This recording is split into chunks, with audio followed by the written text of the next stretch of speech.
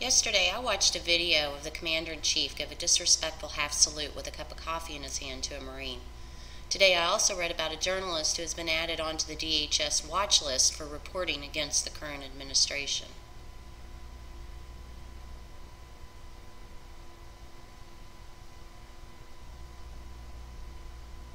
If you can grasp that literally we live in a country where the government and as well the IRS is giving extra scrutiny on people for questioning that same government, you'll quickly realize we are experiencing tyranny.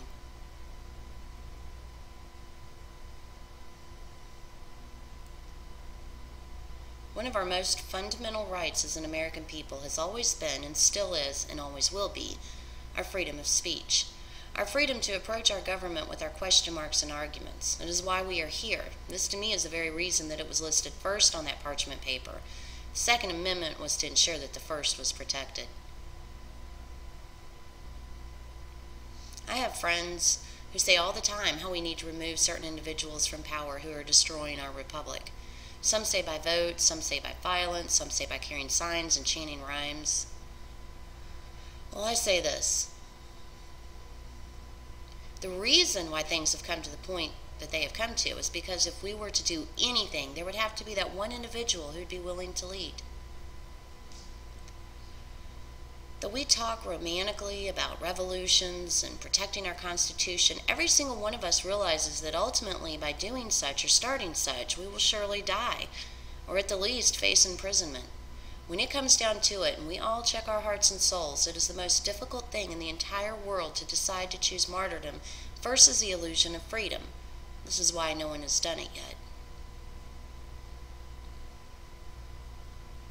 Our enemies do not hesitate to choose martyrdom. They gladly give up their lives to further their cause, yet here we are, complacent and afraid.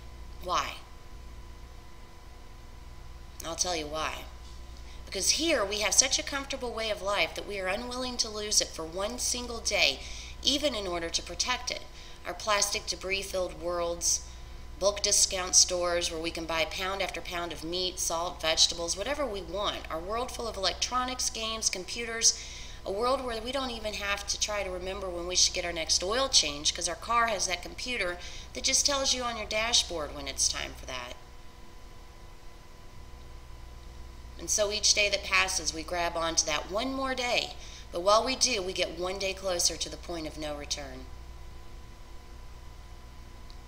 We have one more unjust law written, one more new tax hike quietly shoved under our noses, one more citizen who was arrested for a news report they did, and one more citizen kicked out of their home for living on solar power, one more farm stolen by a court system awarding patents on seeds to a corporation. Another child sent home from school for wearing a t-shirt with the American flag on it.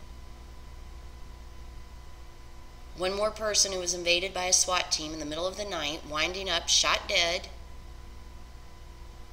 And one more public servant being found in contempt, but not being held accountable, while we, the common man, the peasant, would serve unlimited years in confinement in federal prison for such a crime. Each day our nation goes further into debt. Each day we act apologetic for our successes. And we wage new wars without completing the simpler, more dire task of taking care of ourselves here at home.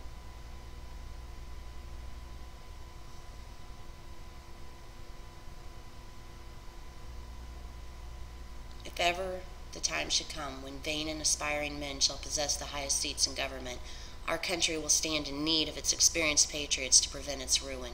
Samuel Adams. America will never be destroyed from the outside. If we falter and lose our freedoms, it will be because we destroyed ourselves. Abraham Lincoln.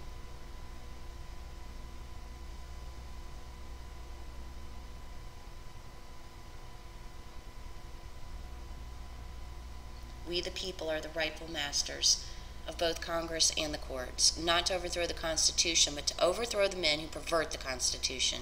Abraham Lincoln.